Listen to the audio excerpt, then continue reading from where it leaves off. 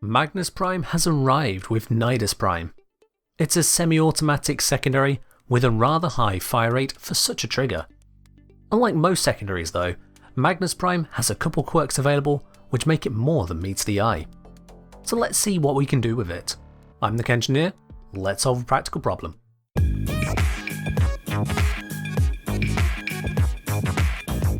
There's a couple ways to handle Magnus Prime, and I want to focus on the more practical approach first, no surprise there. With high crit stats and a high status chance, Magnus scales reasonably well with a hybrid modding approach.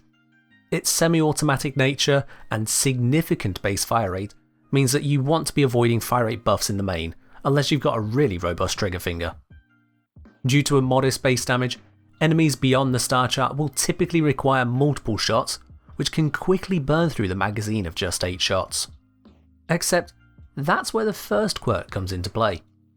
On hit, the Magnus Prime can gain 100% ammo efficiency for 4 seconds, meaning a 4-second window where it costs nothing to fire. This can be triggered by both a direct hit and proc damage from status effects such as slash or heat. However, it doesn't seem to include multi-shot. Basically, every tick the enemy takes damage has a chance to trigger the effect.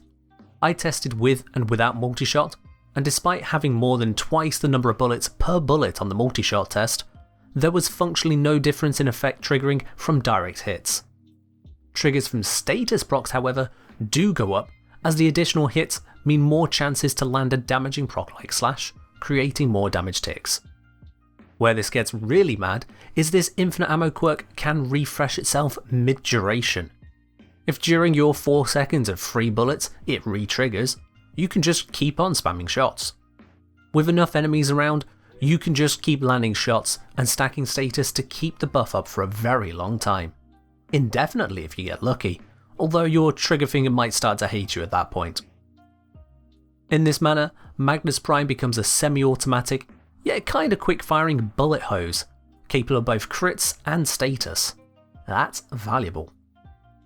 In terms of a build for this exact style, I've settled on this one here. With the spam clicking going on already, modding for fire rate wouldn't be too great, so instead we can focus on more pure damage and more elemental damage. The overall power of this weapon is somewhat limited, especially due to being a single target hit scan, which lags behind in the current meta. The shots needed to kill tougher enemies doesn't go too well with shooting down hordes of enemies, with not even Mark for Death able to rescue it. So it's a modest weapon, but to be honest, rather outclassed by a lot of other weapons. So that's the practical side of using this weapon. But you see, there's another quirk for the Magnus family. One special mod which cannot even be acquired in game at the moment, you need to trade for it, is Deadly Maneuvers. When you dodge, so that is your roll on most frames, the next 2 shots from the Magnus gain a huge bonus to critical chance. You see, the 400% bonus this offers is not a normal bonus. It's not additive, it's not absolute, it's multiplicative. It takes your entire critical chance, after all calculations, bar one which I'll cover in a moment, and then just multiplies the whole lot by 5. With just this mod on alone, you can do a cheeky little roll, and your critical chance for the next 2 shots is already 140%. The downside is that it's only on headshot.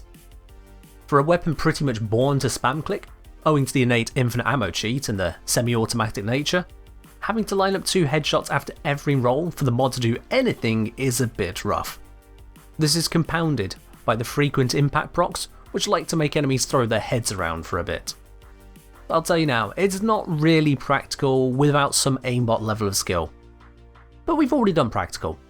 Let me show you just how big this critical dream can get. You start with your most basic of modding, Creeping Bullseye and Prime Target Cracker. We're using Creeping Bullseye because a 200% bonus is better than the 187% bonus when you're going all out. This immediately puts your critical chance at 84% and critical damage at 5.9 times. Fun fact by the way, if you headshot most units, your damage isn't just doubled, your critical damage modifier is also doubled, bringing us up to 11.8 times. Now let's add in a conditional mod, Galvanized Crosshairs. This is a bit finicky to use owing to losing all stacks on a timeout and requiring direct damage headshot kills. Thankfully, we're not worried about finicky right now. We're more concerned with big red numbers. That gives us another easy 320% critical chance bonus, bringing us up now to 173.6% critical chance. Have I mentioned how good Glaive Prime is? I have, actually, many times. There's a whole video on it. But right now, it's doing something not even covered in that video, and that's providing the mod Mark of the Beast for another 120% critical chance on Magnus Prime after some conditions. Our critical chance is now 207.2%. We can also get additional crit chance from absolute sources. Arcane Avenger will give us 45%, the Adarza Kavat will give us 60%, and Harrow's Covenant will give us another 50%. Harrow's Covenant does show 200% on headshot, but due to how this all comes together, you'll see why it doesn't quite work that way for us right now. So our 207.2% just adds these three bonuses on to become 362.2%. With this, we finally proc the Deadly Maneuvers mod to multiply that critical chance by 5. This gives us 1,811% critical chance. That's not a modifier, that's the actual critical chance on a headshot at this stage. And then with Harrow's Covenant finishing its job, it adds on a further 150% critical chance on headshot. For some reason this is added after the Deadly Maneuvers mod, and at this point I'm not going to question it. It is what it is. Our critical chance is now 1,961%. That critical chance means a guaranteed crit on headshot of 19th tier, with a 61% chance of a 20th tier crit. A first tier crit is a yellow crit, second tier is orange, third tier is red.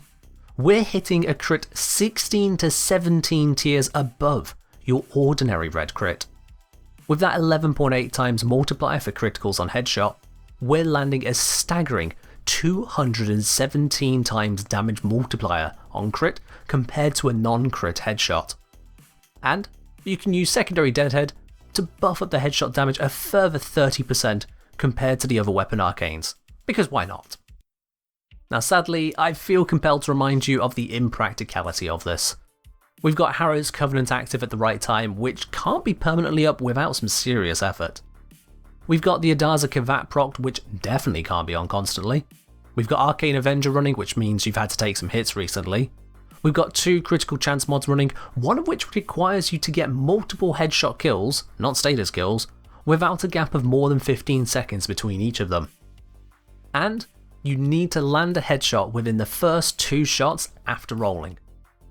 I could mention how you can bring up the critical damage further with Volt's Electric Shield, getting a 23 times critical multiplier on headshot and therefore a maximum 441 times critical bonus on your headshot.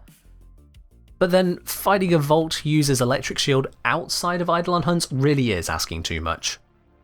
In the end, you can get some incredible crits, but the nearly 2000% critical chance is only a dream. And so, that's the Magnus Prime for you. I'd honestly just recommend going with the rapid fire approach for modding for the more reliable spam death capability. However, if you do want to focus on a headshot approach, you can use this build here. These mods focus a lot more on landing those headshots and turning them into more powerful crits, so you do need to have very good aim to pull it off. But if you can do so, you can look forward to some serious red crits. I do hope you found this video helpful. If you have, make sure to give it a like, and subscribe as well to catch more as it goes live. I'd like to give a shout out to those of you who've been engaging with the Twitch channel and helping keep it awesome and fun all round. For everyone else, if you haven't checked it out yet, the stream is live every Wednesday, Friday and Sunday. I'll put a link in the video description. That's all from me for now though, so as always, dodge roll, get crits, and fight well, Tenno.